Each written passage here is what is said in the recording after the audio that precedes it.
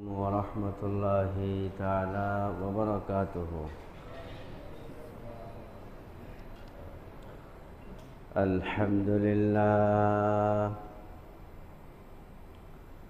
الحمد لله نحمده ونستعينه ونستغفره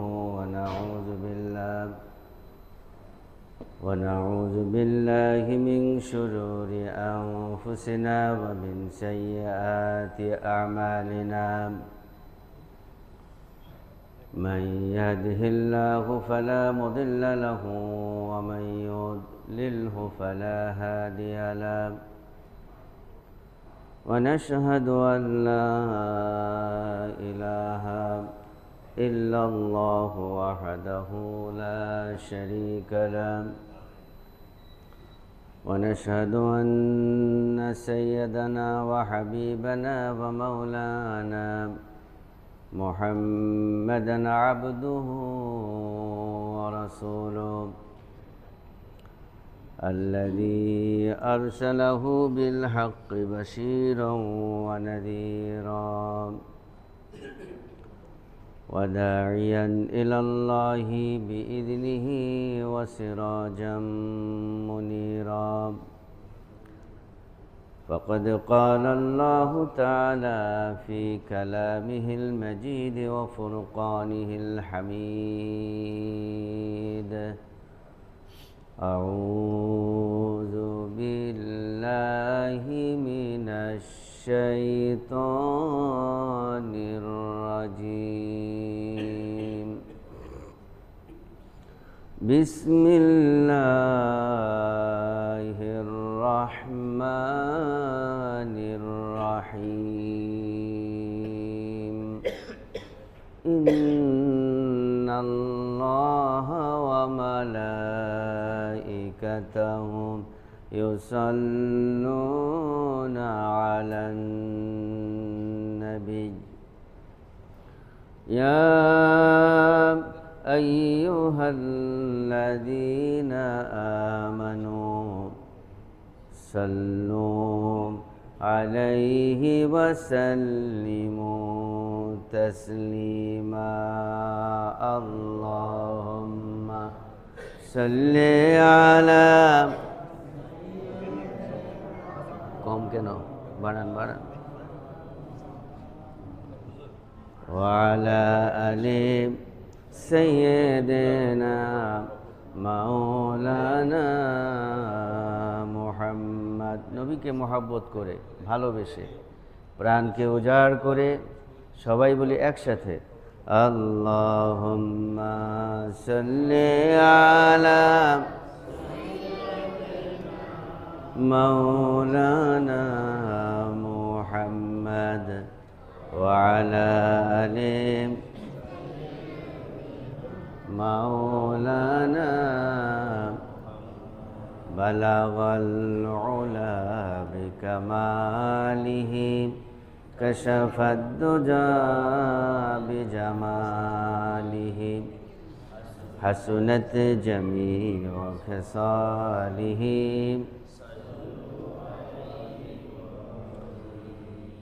কানজুল কারামি মাওলান নিআমি হাদিল umami লিশরিআতিহি বালাগাল উলা বিকামালিহি কাশাফাদ দুজা বিজামালিহি হাসুনাত জামিউ খিসালিহি সাল্লু। আরবের বুকে মক্কার তরে যেথায় আমেনার ঘর, খোদার করুণা কাউসার হয়ে ঝরছে বারংবার। বালাগাল উলা বিকামালিহি কাশাফাদ দুজা বিজামালিহি হাসুনাত জামিউ খিসালিহি। মুআজ্জাজ মুহতারাম, হাজারাত উলামা ইকরাম, মুরব্বিয়ান এজম,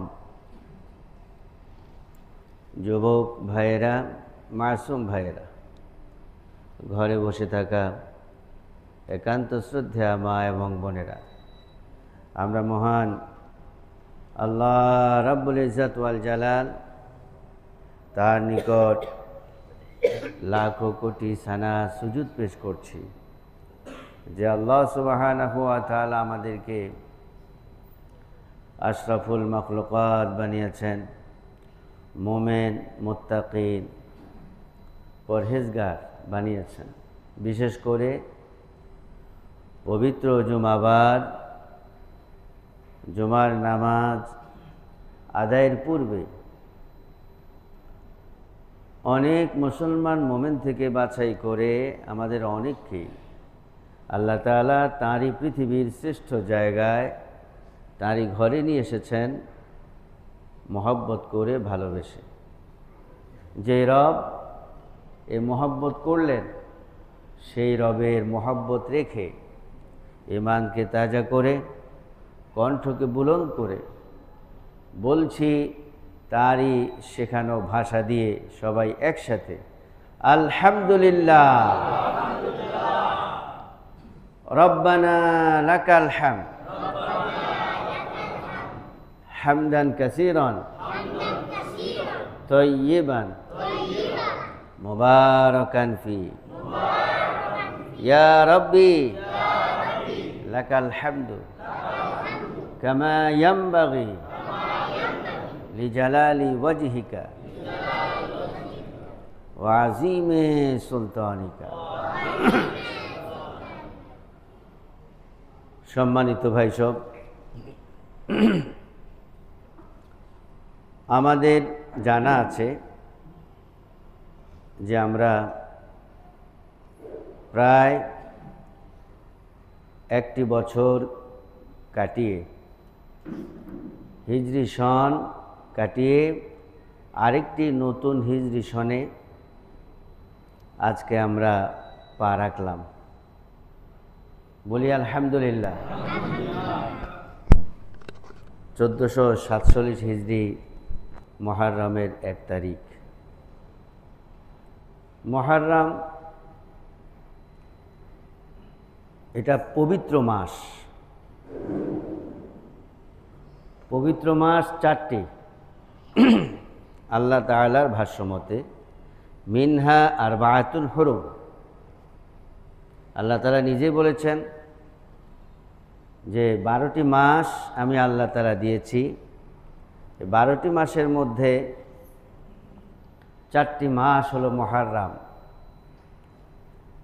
পবিত্র, পবিত্রময়, হুরমতওয়ালা মাস, সম্মানিত মাস 4টি।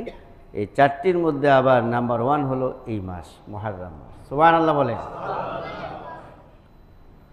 আমার ভাইয়েরা, এই আরবি তথা হিজরি সন, এইটা আমাদের অনেকেরই জানা নেই। আমরা যদিও মুসলমান, কিন্তু মুসলিম সংস্কৃতি, মুসলিম ঐতিহ্য নবীজি যেভাবে পালন করেছেন আমরা অনেকে সেভাবে পারছি না, অবহেলা করে এবং আধুনিকতার নামে। কিসের নামে? আধুনিকতা। বলেন কিসের নামে? আধুনিকতার নামে। কিন্তু কোরআন বলছে, হাদিস বলছে, ইসলাম থেকে আধুনিক কোনো তথ্য, মতান্তর পৃথিবীতে নাই। আর আমরা আধুনিকতাকে বলছি যেটা বেহায়াপনা, উলঙ্গপনা, সেটাকে আমরা আধুনিক বলছি। নাউজুবিল্লাহ বলেন। আধুনিকতার ডেফিনেশন এটা পড়ে না। তো এই হিজরি সন চলে গেল, আজকে নতুন হিজরি সন এসেছে। এই হিজরি সন গণনা করা, গণনা রাখা, এটা ফরজে কিফায়া, সুন্নত নয়। বলেন কি? ফরজে কিফায়া। কিন্তু আমরা কয়জন এই ক্যালেন্ডার রাখি, এই হিসাব কয়জন রাখি? অথচ যদি আল্লাহ তাআলা হিজরি সন না দিতেন তথা চাঁদ না দিতেন, তাহলে পৃথিবীর কেউ কোনো গণনা করতে পারত না। তো আল্লাহর জিনিসকে দিয়া এখন আল্লাহর সেই সংস্কৃতিকে আমরা বাদ দিচ্ছি। যে আল্লাহ তাআলা আমাদেরকে চাঁদ দিলেন, নবীকে বললেন আল্লাহ তাআলা, হে নবী, আপনাকে জনগণ প্রশ্ন করবে, ইয়াসআলুনাকা আনিল আহিল্লা, হে নবী আপনাকে প্রশ্ন করবে যে আহিল্লাটা কেন, কি আহিল্লাটা? আহিল্লা মানে হলো নতুন চাঁদ। এই চাঁদ কেন? আপনাকে যখন প্রশ্ন করবে আপনি বলেন, কুল হিয়া মাওয়াকিতু লিন্নাস, আমি আল্লাহ তাআলা সারা বিশ্বের মানুষ যেন মাসগুলো গণনা করতে পারে, এই জন্য আমি কিয়ামত পর্যন্ত ফ্রি বিনা পয়সায় ক্যালেন্ডার দিয়ে গেলাম। মাওয়াকিত, এটা ক্যালেন্ডার আল্লাহ তাআলা দিয়েছে, এই জন্য দাম নাই। কিন্তু মানুষ যদি দিত তাহলে দাম থাকতো না কি থাকতো না? থাকতো। এই যে অক্সিজেন নিচ্ছি, ছাড়ছি, দিনে রাতে, সপ্তাহে, পক্ষে, মাসে, বছরে, জীবনে, যদি আল্লাহ তাআলা বিল নিতেন, উপায় ছিল? 2-1 দিনের বিল দিতে পারি না, হসপিটালে সমস্যা হয়ে যায়, ঠিক না ভাইরা আমার? তো আল্লাহ তাআলা দিয়েছেন এই চাঁদ এই হিজরি সন গণনার জন্য, আর আমরা এটাকেই ভুলে গেছি। আমরা এটাকেও ভুলে যাই, আমাদের মাতৃভাষার বাংলাকেও ভুলে যাই। আমাদের মনে থাকে ইংলিশটা, ঠিক না? পরপর করে মুখস্থ থাকে। অন্যের ভাষা মহব্বত করলে হবে না, মাতৃভাষা এটা সুন্নাত। প্যাট্রিয়টিজম ইজ পার্ট অফ ইমান। মাতৃপ্রেম, মাতৃভাষা প্রেম, এটা ইমানের অঙ্গ। যদিও হাদিসটা একটু দুর্বল, কিন্তু এটা জানতে হবে এবং মানারও চেষ্টা করতে হবে। এর মধ্যে খারাপ কিছু নেই, ভালো, ঠিক কিনা ভাইরা আমার? তো এই হিজরি সন চলে গেল, আরেকটি হিজরি সন আসলো, আরবি নববর্ষ। তো এখন আসলো, এই জন্য আমাদের কি করতে হবে? আনন্দ করতে হবে, তাই না? আনন্দ, আচ্ছা মাশাআল্লাহ, ওরা বলছে না আনন্দ নয়, ঠিকই। যদি আমরা বছর শেষে বছর শুরুতে আনন্দ করি, তাও বেহায়াপনা। কিন্তু কোরআন হাদিস বলছে যে এই হিজরি সনে, আরবি সন, একটা বছর যখন চলে যাবে, প্রকৃত মোমেন মুসলিম সে তখন তার প্রথম দায়িত্ব হলো হিসাব কষা। যে আল্লাহ তাআলা আমাকে একটি বছর হায়াত দিলেন, এর মধ্যে কত দিন, কত সপ্তাহ, কত ঘন্টা, কত মিনিট, কত সেকেন্ড, হিসাব করতে হবে। এত সেকেন্ড, এত মিনিট, এত ঘন্টা আমাকে বাঁচালেন, আমি কি করলাম? এই হিসাব কষা, এটা হলো প্রথম দায়িত্ব।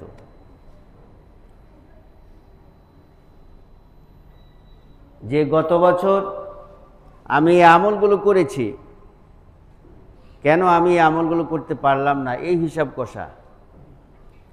কেন আমি তো বাড়ি বানালাম, গাড়ি বানালাম, বাড়ি চেঞ্জ করলাম, প্লট চেঞ্জ করলাম, গাড়িও চেঞ্জ করলাম, কিন্তু আমার আমল কেন চেঞ্জ হলো না? আমল কেন কম হলো? এইটা নিজের মনকে প্রশ্ন করতে হবে, ইহতিসাব করতে হবে, নিজেকে সমালোচনা করতে হবে নিজেকে। কিন্তু সেটা না করে আমরা উল্টাপাল্টা শুরু করে দিই। যে উল্টাপাল্টা শুধু আমি একা দেখি না, আপনারাও দেখেন, ঠিক কিনা? না, এই হিজরি সনের গুরুত্ব আছে, এটা ফরজে কিফায়া, এটা ফেলে দিলে হবে না। আমাকে আপনাকে ক্যালেন্ডার যখন রাখবেন, আরবি মাস যেন থাকে সেইভাবে আপনাকে মানতে হবে, রাখতে হবে। এবং সেই হিসাব করতে হবে। আল্লাহ তাআলা এই হিজরি সন আমাদের জন্য দিয়েছেন চাঁদকে ক্যালেন্ডার হিসেবে। সুবহানাল্লাহ। ভাইরা আমার, তো এই হিজরি সন এটা এর ইতিহাস কিভাবে হলো, প্রবর্তন কিভাবে হলো, ওই সম্পর্কে আমাদের জানতে হবে নাকি হবে না? হবে। নবীজির পর হযরত আবু বকর রাদিয়াল্লাহু তাআলা আনহু তিনি খেলাফত গ্রহণ করলেন। তার খেলাফতের পর হযরত ওমর ফারুক রাদিয়াল্লাহু তাআলা আনহু তিনিও খেলাফত গ্রহণ করলেন। তৃতীয় কি চতুর্থ বছরে মতান্তর আছে।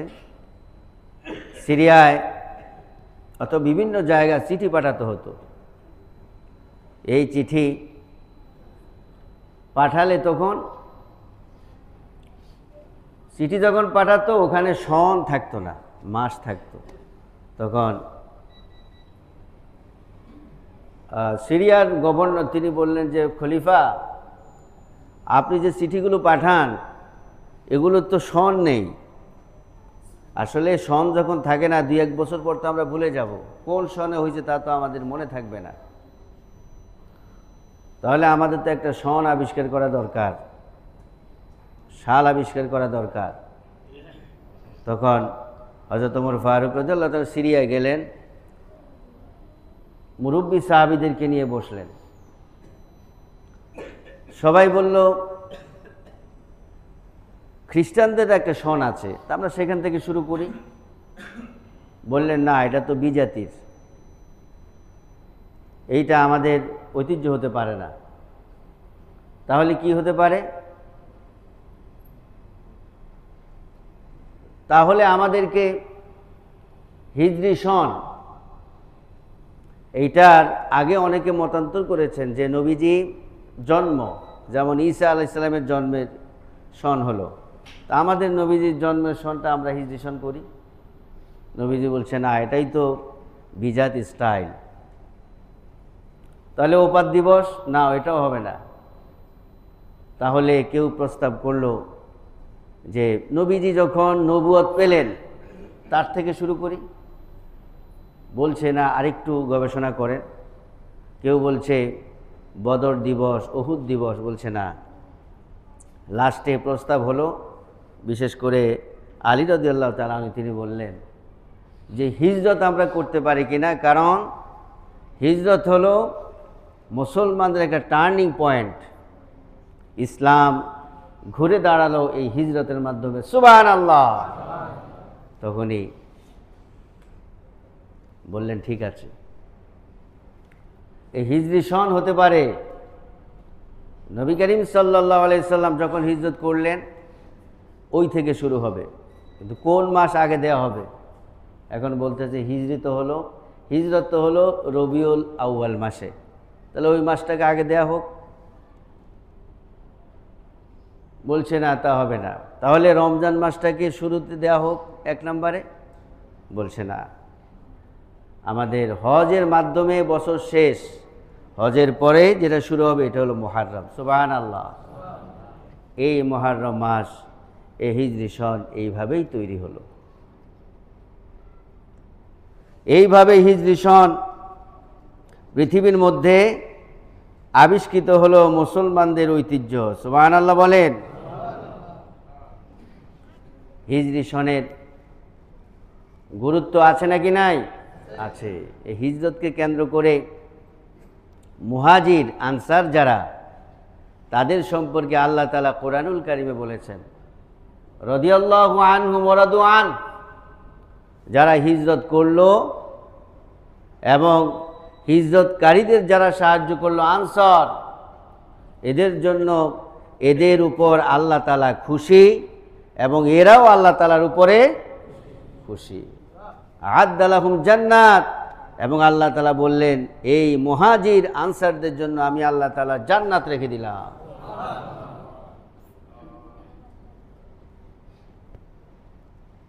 মুহাজির আনসারদের জন্য কি রাখলেন?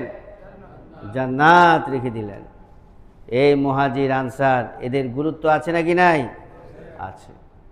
তো মুহাজির কারা? মুহাজির হলো যারা ইসলামের সুবিধার্থে, ইমানের সুবিধার্থে, আমলের সুবিধার্থে নিজের মাতৃভূমি ছেড়ে চলে গেলেন, এরাই হলো মুহাজির। এর আবিধানিক অর্থ হলো ত্যাগ করা। কিন্তু আমি এখন আমেরিকা গেলাম, এটা কি হিজরত হলো? হিজরতের মর্যাদা পেল?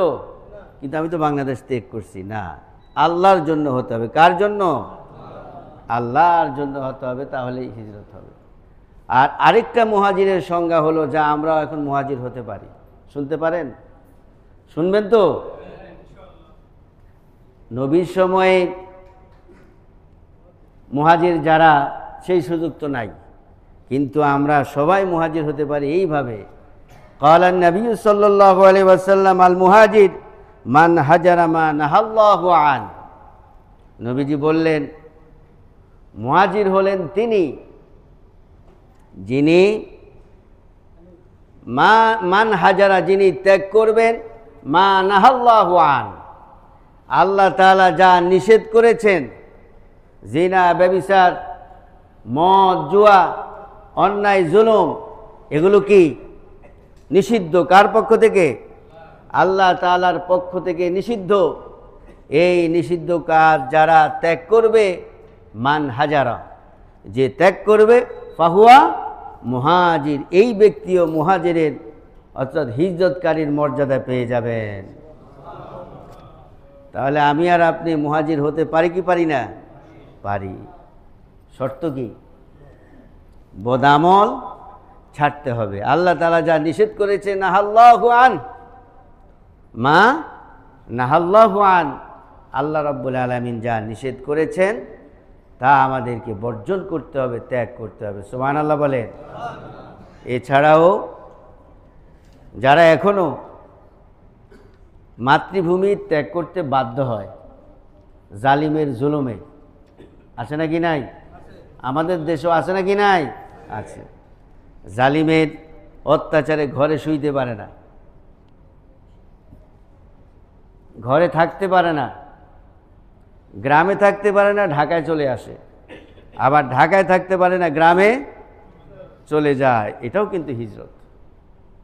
যদি লিল্লাহ হয়, তার রাজনীতি, সমাজনীতি, অর্থনীতি যদি লিল্লাহ হয়, লিল্লাহ লিল্লাহ সুবহানাল্লাহ, তাহলে এটাও কি হিজরত। হয়তো সেই হিজরত হবে না, কিন্তু এটাও হিজরতের মর্যাদা পাওয়া যায়। কিন্তু তাহলে বোঝা গেল আমলের মাধ্যমে মুহাজির হওয়া যায়, এবং জালিমের জুলুমের শিকার হলে, দেশ ত্যাগ করলে, এলাকা ত্যাগ করলে সেটাও মুহাজির হওয়া যায়। ভাইরা আমার, তাহলে এই হিজরতের গুরুত্ব আছে নাকি নাই? আছে।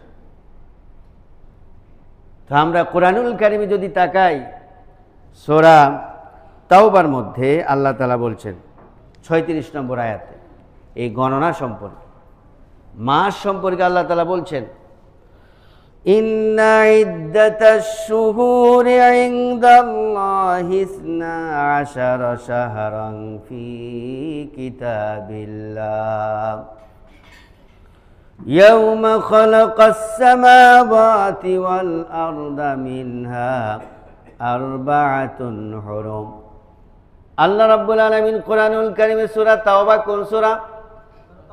সূরা তাওবা এর 36 নম্বর আয়াতে বললেন, নিশ্চয়ই ইদ্দাতা, মাসের সংখ্যা আল্লাহ তাআলার নিকটে, নবমণ্ডল ভূমণ্ডল যেদিন সৃষ্টি হলো সেদিন থেকে আল্লাহ তাআলার কাছে গণনায় 12টি মাস। কয়টি মাস?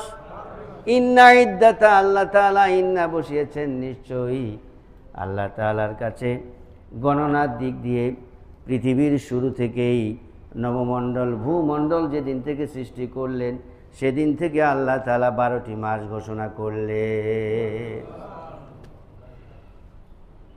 সন্দেহ আছে? না, এটা মানুষের কোনো আবিষ্কার নয়। যেদিন আসমান জমিন সৃষ্টি হলো সেদিন থেকে আল্লাহ রাব্বুল আলামিন 12টি মাস সৃষ্টি করে দিলেন। সুবহানাল্লাহ। কিন্তু সেদিন থেকে সন হয় নাই। তাহলে আমরা দেখি ইসলামের ইতিহাসে সন বিশেষ করে মুসলমানরা শুরু করলো ইব্রাহিম আলাইহিস সালামকে যখন অগ্নিকুণ্ডে ফেলা হলো, সেই বছর থেকে বছর গণনা শুরু হলো। আবার ইব্রাহিম আলাইহিস সালাম এবং ইসমাইল আলাইহিস সালাম যখন কাবা ঘর নির্মাণ করলেন, তখন থেকে আবার এই সন গণনা শুরু হলো। এইভাবে শুরু হয়ে তারপরে আবার হিজরি সন শুরু হলো। আল্লাহ রাব্বুল আলামিন এইভাবে আমরা কোরআন হাদিস থেকে এই হিজরি সনের গুরুত্ব পাই। সুবহানাল্লাহ বলেন। আমার ভাইয়েরা, মেইন কথা হলো এই যে আমাদের একটি বছর হিজরি সন চলে গেল, এটা কতটুকু দাম, কতটুকু দামি, এইটা আমাদের হিসাব করতে হবে নাকি হবে না? আসতে কইলেন? সবাই তো বললেন না। হবে নাকি হবে না? কারণ এটার অনেক দাম। আমি আপনি তো বুঝি না, যার কারণে মুখ দিয়ে কথাই বের হয় না। 1 টাকা লাভ হলে সেখানে কথা আসে, কিন্তু এখানে তো লাভ নাই। কিন্তু কত লাভ এটা আপনি কাউন্টও করতে পারবেন না, আপনার কম্পিউটার ফেল হয়ে যাবে। কারণ আল্লাহ তাআলা এই সময়ের কসম করছে। সুবহানাল্লাহ বলেন। আল্লাহ তাআলার কথা কি কসম করা লাগে? না আল্লাহ চুরি করছে এই জন্য চোরে কসম করে, আল্লাহকে এই জন্য কসম করছে? নাউজুবিল্লাহ বলেন। কিন্তু আল্লাহর ক্ষমতা এত বড়, যার ক্ষমতার কাছে কোনো ক্ষমতা চলে, সে আল্লাহই কসম করছেন এই সময়ের, এই হিজরি সনের, এই বছরের, এই মাসের, এই মিনিটের, এই সপ্তাহ, এই দিনের, এই সেকেন্ডের কসম করলেন কে?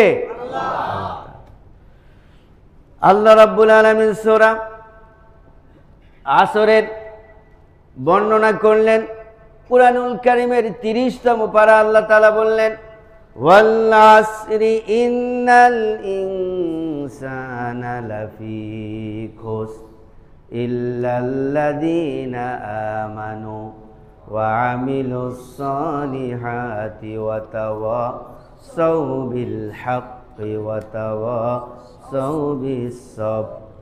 আল্লাহ রাব্বুল আলামিন এই দুনিয়ার মানুষের কাছে কসম করলেন, সময়ের কসম করলাম, সেকেন্ডের, মিনিটের, ঘন্টার, দিনের, সপ্তাহের, পক্ষের, মাসের, বছরের, পুরা জীবনের কসম করলেন কে? আল্লাহ রাব্বুল আলামিন কসম করে এবার বলছেন, ইন্নাল ইনসানা লাফি খুসর। ও দুনিয়ার মানুষ, তোমরা জেনে নাও, সারা বিশ্বের সকল মানুষ ক্ষতিগ্রস্ত, ক্ষতিগ্রস্ত। কে বলছে?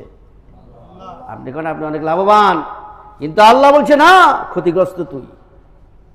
কারটা সত্য বলেন? আমারটা সত্য না আল্লাহটা সত্য? আল্লাহটা সত্য। ইন্নাও লাগাইছে আল্লাহ তাআলা, এমনি বলে নাই। মানুষের জীবন ক্ষতিগ্রস্ত নরমাল বলে নাই, ইন্না, নিশ্চয়ই, নিশ্চয়ই। সুবহানাল্লাহ। আমার ভাইয়েরা, এরপরে আল্লাহ তাআলা বললেন, গোটা মানব জাতি ক্ষতিগ্রস্ত, তবে 4 শ্রেণী ছাড়া। কয় শ্রেণী বলেন? 4 শ্রেণী। তারা ক্ষতিগ্রস্ত নয়, যতই তারা দুর্বল হোক, যতই তারা গরিব হোক, যতই তারা মিসকিন হোক, যতই তাদের গাড়ি বাড়ি না থাক, এই 4টা শ্রেণী আল্লাহ তাআলা বলছেন এরা সফল কাম। এক শ্রেণী হলো আমানু, যারা একমাত্র আল্লাহকে বিশ্বাস করে সব সময়, একমাত্র আল্লাহ তাআলাকে খুশির জন্য সব আমলগুলো করে। ওয়া আমিলুস সালিহাত, এবং যারা সব সময় সব জায়গায় নেক হাসিল করে। সুবহানাল্লাহ। এই 2 শ্রেণী। কয় শ্রেণী? 1 নাম্বার হলো ইমানদার, পাক্কা ইমানদার, মুনাফিক ইমানদার নয়। পাক্কা ইমানদার যারা, এবং যারা থুতুটা ফেলবে সেখানেও তারা নেক খোঁজে। সুবহানাল্লাহ। কিভাবে আমার নবী থুতু ফেলেছেন, হাঁটতে গিয়েও তারা নেক খোঁজ করে, কিভাবে আমার নবী হেঁটেছেন, চুলতে আস্তাতে যাবে সেখানেও নেক হাসিল করার চেষ্টা করে। আমার নবী কিভাবে চিরুনি ধরেছেন, কিভাবে আসিয়েছেন, সুবহানাল্লাহ। ওয়ামিলুস সলিহাত নেককার 1 নম্বর ইমানদার, 2 নম্বর নেককার। ওয়া তাওয়াসাউ বিল হক 3 নম্বর হলো যারা হক কথা বলে। জীবন চলে যায়, মাথা চলে যায়, ব্যবসাপাতি চলে যায়, সন্তান জেলে চলে যায়, স্ত্রীর ক্ষতি হয়ে যায়, তারপরে তারা ওয়া তাওয়াসাউ বিল হক, তারা অবশ্যই অবশ্যই হক কথা বলে। সুবহানাল্লাহ কইেন না, লাভ নাই তো, 2-1 টাকা তো আসবে না। অথবা সৌবিল হক, জীবন চলে যায়, হক কথা আমি বলবো। এরা ক্ষতিগ্রস্ত, এরা ক্ষতিগ্রস্ত আর কি ক্ষতিগ্রস্ত না? বাড়িতে ঘুমাইতে পারে না, এই লোক ক্ষতিগ্রস্ত না? কয় নাকি কয় না? কয় এমন একটা রাজনীতি তুই করস, তুই তো ঘরেই ঘুমাইতে পারস না। আছে নাকি নাই? কিন্তু আল্লাহ তাআলা বলছেন এরা সফল কাম। শুধু তাই না, ওয়া তাওয়াসাউ বিস সাবর, যারা ধৈর্যের মোকাবিলা করে, ধৈর্য নিয়ে যারা আল্লাহর পথে এগিয়ে যায়, যত রকম বিপদ আসুক, মুসিবত আসুক, তারা বলে ইন্না লিল্লাহি ওয়া ইন্না ইলাইহি রাজিউন। যত মুসিবত আসুক তারা বলে আমি আল্লাহ তাআলা আমাকে সৃষ্টি করেছেন, সুতরাং আল্লাহ তাআলার বাহিরে এক কদম দেব না। ঠিক কিনা? এরা এই 4 শ্রেণী, খাঁটি ইমানদার এবং নেককার, সকল কাজে হক কথা বলে এবং সব সময় আল্লাহর উপর ধৈর্য নেয়। সুবহানাল্লাহ বলেন।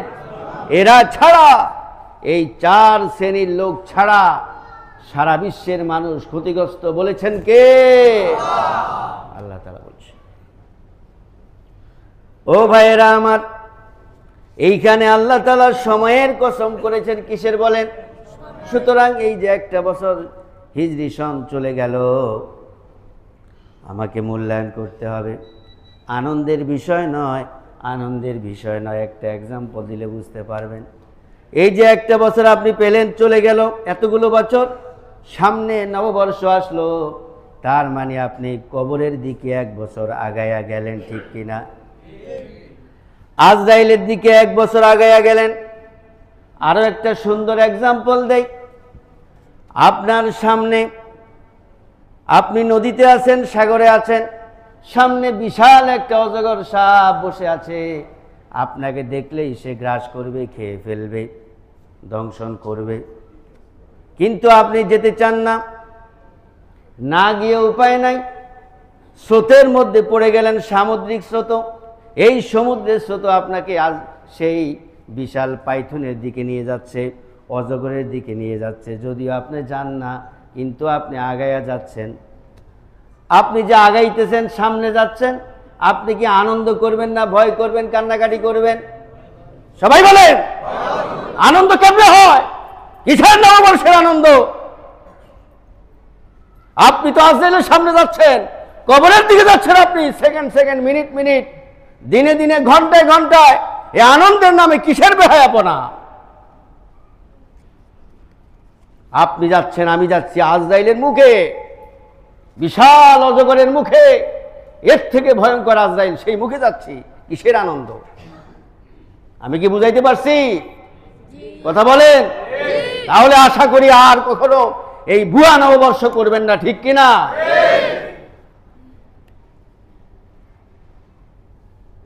ডে বাই ডে, দিনে দিনে আমি মৃত্যুর দিকে যাচ্ছি, আনন্দ আসবে না? সামনে অজগর আমাকে খাবে, আজরাইল ধরবে, চোখে পানি চলে আসবে, কান্নাকাটি করব। ঠিক কিনা? এই কথাই। আজকে রাত কান্নাকাটি করব, আজকে দিন কান্নাকাটি করব। নতুন বছর আসছে, আল্লাহ এই আমল করতে পারিনি, আমি এখন কি আমল করব আমাকে বলো আল্লাহ। এইভাবে করে আমল করতে হবে।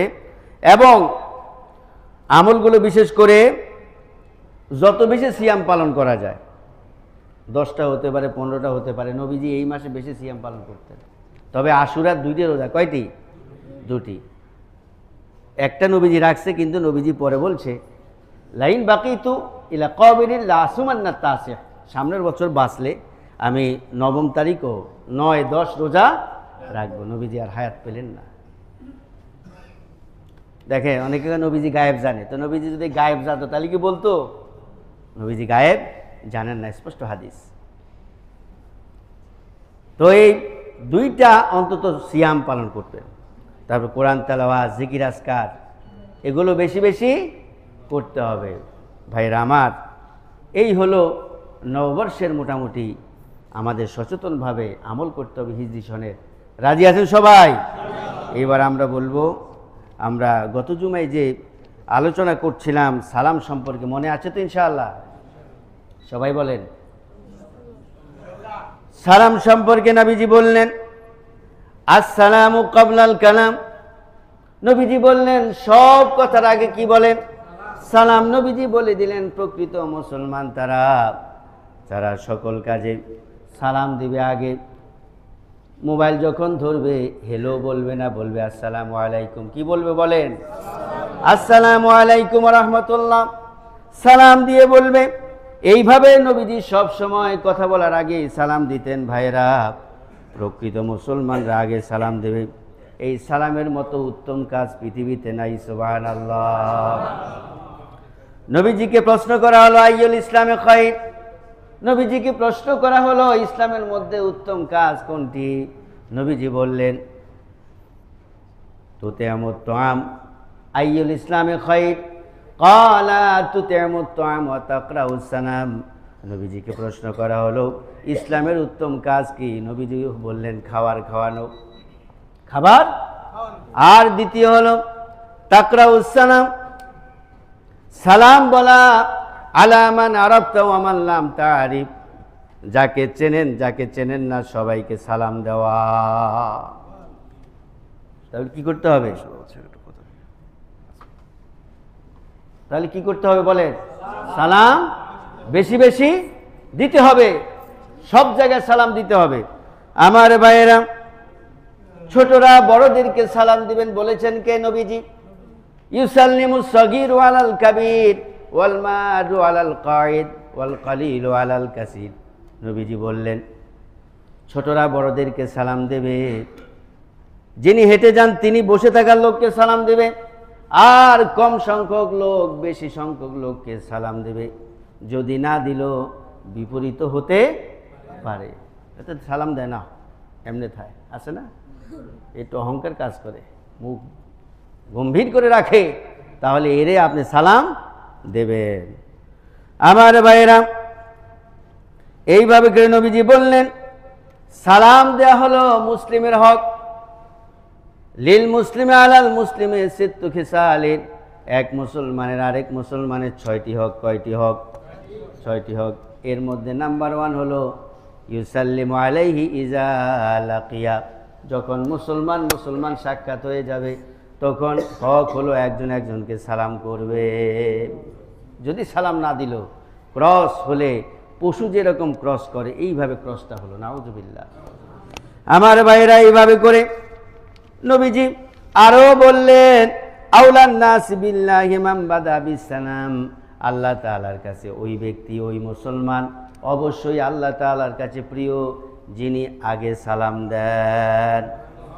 ইন্না আউলান নাস বিল্লাহ মান বাদা বিসালাম, যিনি আগে সালাম দেন আল্লাহ তাআলার কাছে তিনি প্রিয় হয়ে যান। সুবহানাল্লাহ।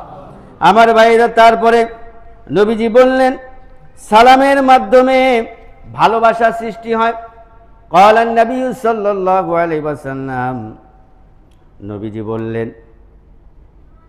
নবীজি বললেন লা তাদখুলুল জান্নাতা হাত্তা তুমিনু ওয়া লা তুমিনু হাত্তা তাহাবু, আওয়ালা আদুল্লুকুম আলা শাইইন, আওয়ালা আদুল্লুকুম আলা শাইইন। নবীজি বললেন কখনো তোমরা ইমানদার হওয়া ছাড়া জান্নাতে প্রবেশ করতে পারবে না, ততক্ষণ ইমানদার হবে না যতক্ষণ পরস্পরকে ভালোবাসবে না। তারপরে বললেন ইজা ফালতুমুহু তাহাবাবতুম আফশুস সালামা বাইনাকুম। নবীজি বললেন ও আমার সাহাবীরা, আমি কি তোমাদেরকে এমন কথা বলবো না যা আমল করলে তোমাদের মহব্বত বেড়ে যাবে। সুবহানাল্লাহ বলেন। সাহাবা একরাম বলেন, হে রাসূল বলেন বলেন বলেন, মহব্বতের বড় অভাব, ভালোবাসার, প্রকৃত ভালোবাসার বড় অভাব। নবীজি বললেন, আফসুস সালামা বাইনাকুম, বেশি বেশি করে তোমরা সালাম দাও। সুবহানাল্লাহ বলেন।